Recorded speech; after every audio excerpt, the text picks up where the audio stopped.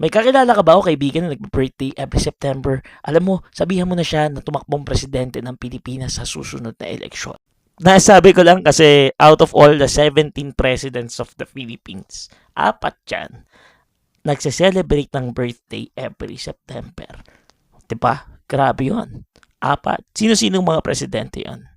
Umpisahan natin kay Sergio Osmeña Sr., the 4th President of the Philippines, the 1st Vice President of the Philippines, and the 1st Visayan President of the Philippines na pinanganak noong September 9, 1878.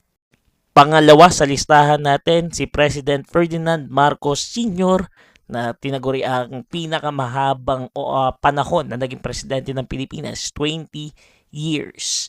At kilala siya dahil sa kanyang naging deklarasyon ng martial law noong 1970s. Ang kanyang birthday, September 11, 1917. Sumunod sa listahan ang kanyang junior, President Ferdinand Romualdez Marcos Jr., ang kasalukuyang presidente ng Pilipinas na pinanganak noong September 13, 1957. Panghuli sa listahan ay si Diosdado Macapagal na pinanganak noong September 28, 1910.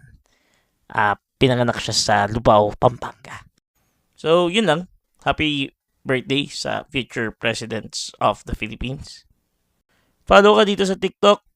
Meron din akong Facebook page at YouTube channel if gusto mo. Yun lang naman. Goodbye.